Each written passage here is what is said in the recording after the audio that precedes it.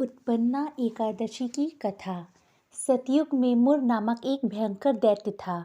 उस दैत्य ने इंद्र को जीत लिया।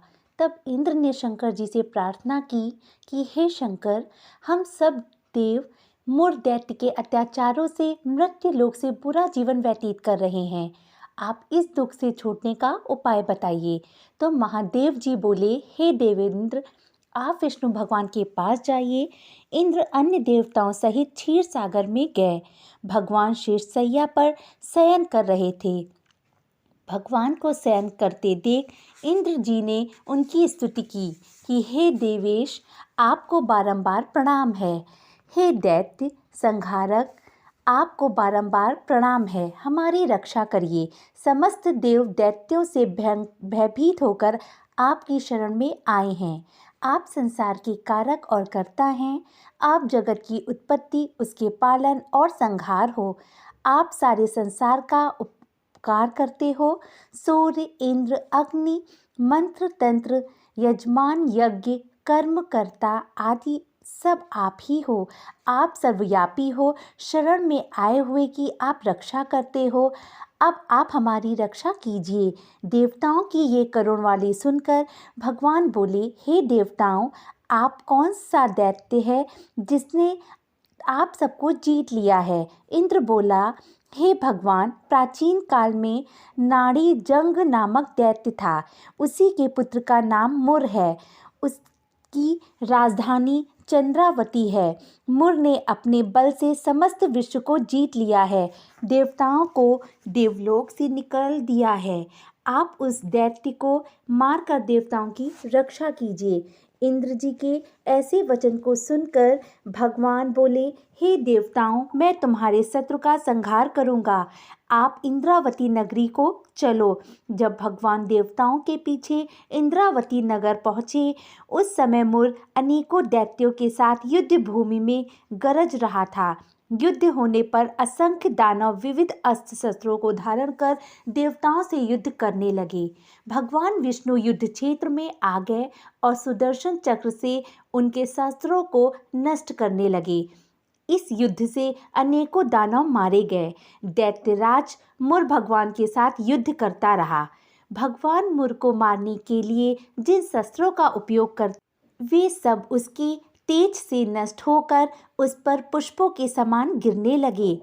अनेक अस्त्र शस्त्रों का प्रयोग करने पर भी जब भगवान उसे ना जीत सके तो मल्ल युद्ध करने लगे। भगवान उस दैत्य से युद्ध करते रहे परंतु उससे ना जीत सके। अंत में भगवान विश्राम करने की इच्छा से बद्रिकाश्रम गए। 48 कोस लंबी एक द्वारिकावली हेमवती गुफा में शयन करने के लिए भगवान घुसे। हे पार्थ, वह दैत्य भी यह देख पीछे चला आया और उन्हें शयन करता देख मारने को तैयार हो गया। उसने सोचा था कि मैं आज अपने चिरशत्रु को मारकर सदैव के लिए निसंकट हो जाऊंगा। किंतु उसी समय भगवान श्री हरि की देह से एक अति सुंदर कन्या दिव्य अस्त्र धारण करके उत्पन्न हुई और उस दैत्य से युद्ध करने लगी। वह दैत्य भी उस कन्या से लगातार युद्ध करता रहा। समय बीतने पर उस कन्या ने दैत्य के अस्त्र शस्त्रों को टुकड़े टुकड़े कर दिए और उसका रथ भी तोड़ दिया। तब दैत्य ने क्रोध करके उससे मल्ल युद्ध करना चाहा। उस कन्या ने उसको धक्का मारकर मूर्छित कर दिया। जब दैत्य मूर्छा से जागा तो उस कन्या ने उसका सिर काट लिया। खंडित सिर वाला वह दैत्य यमलोक को प्राप्त हुआ। शेष दैत्य भयभीत और दुखी होकर पाताल लोक को चले गए। जब भगवान उठे और अपने सामने मरे हुए असुरों को देखा, जगत के पिता भगवान नम्रतापूर्वक हाथ जोड़े खड़ी हुई दिव्य कन्या को अपने सम्मुख देखकर आश्चर्य में बोले, इस दुष्टात्मा दैत्य को संग्राम में किसने मारा? जिसने गंधर्व, इंद्र सहित सब देवता जीत लिए थे, जिसने नाग और लोकपालों को खेल ही जीत लिया था, जिससे हारा हुआ मैं भी डरकर इस गुफा में सो गया था। कन्या बोली, हे प्रभु, मैं आपके ही अंश से उत्पन्न हुई हूँ। मैंने ही असुर को मारा है। हे हरे, आपको सोते हुए देखकर यह आपको मारने को तैयार हो गया था। इस त्रिलोकी के कंटक का ऐसा विचार समझकर इस दुष्ट दैत्य को मैंने मार दिया और देवताओं को निर्भय कर दिया। सब शत्रुओं को भय करने वाली मैं आपकी बल प्रबल शक्ति हूँ। त्रिलोकी की रक्षा के लिए भय देने वाले इस दैत्य को मैंने मारा है। प्रभु, इस मरे हुए दैत्य को देखकर आपको आश्चर्य क्यों हुआ, सो कहिए। भगवान बोले, हे देवी, इस दैत्य को मरने से मैं तुमसे प्रसन्न हूँ। देवताओं का जो तुमने उपकार किया है, इससे तीनों लोकों में आनंद हो गया। हे देवी, मैं तुमसे प्रसन्न हूँ। ऐसा वरदान दूंगा जो देवताओं को भी दुर्लभ है। कन्या बोली, हे देव, यदि आप मुझसे प्रसन्न हैं और आप मुझको वर देना चाहते हैं तो यह वरदान दे जिससे मेरा व्रत करने वाले मनुष्य को मैं सारे पापों से छुड़ा सकूं।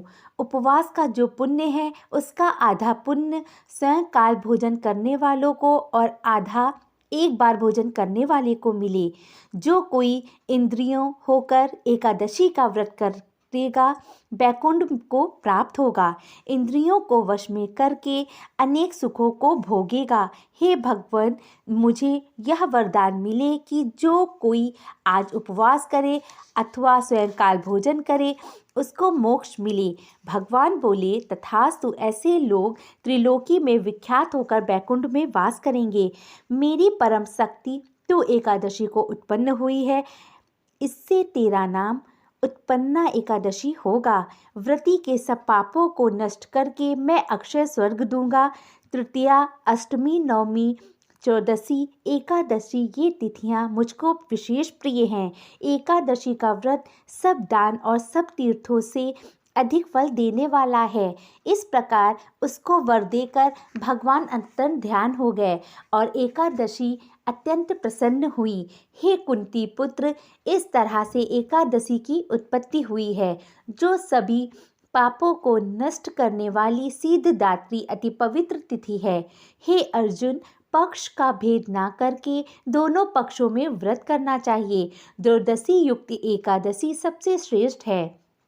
एकादशी में भेद ना समझना चाहिए क्योंकि दोनों पक्षों की एकादशी एक सी होती है।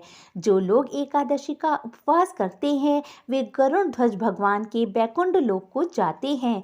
जो संसार में भगवान के भक्त हैं और सदा एकादशी के पाठ करते हैं वे भी धन्य हैं। व्रती मनुष्य पुष्पांजलि लेकर प्रार्थना करे कि हे पुंडरीकाक्ष, मैं एकादशी को निराहार रहकर दूसरे दिन भोजन करूंगा, आप मेरी रक्षा करिए। यह कहकर पुष्पांजलि भगवान को अर्पित करें। उपवास के फल की इच्छा 3 बार अष्टाक्षर मंत्र को पढ़कर पात्र में रखे जल को पी जावे। एकादशी को दिन में सोया या पराया अन्न, दोबारा भोजन, मैथुन, शहद के पात्र में भोजन, कांसे के भोजन आदि ना करें। पतित से भाषण करके देह शुद्ध के फल खाने से शुद्धि हो जाती है। हे राजेंद्र, एकादशी के मध्याह्न से एकादशी के अरुणोदय तक स्नान, पूजन, दान आदि कर्म करना चाहिए। यदि कोई भारी संकट आ जाए तो जल से पारण करके फिर भोजन कर लें तो पुनः भोजन का दोष नहीं लगता है। जो कोई भक्त के मुख से सुंदर मंगल देने वाला भगवान की कथा को दिन रात सुनता है वह कई कल्प तक विष्णु लोक में निवास करता है। एकादशी महत्व का जो एक पद भी सुनता है उसके सभी पाप दूर हो जाते हैं, इसमें कोई संदेह नहीं है। वैष्णव धर्म के समान कोई सनातन व्रत नहीं है।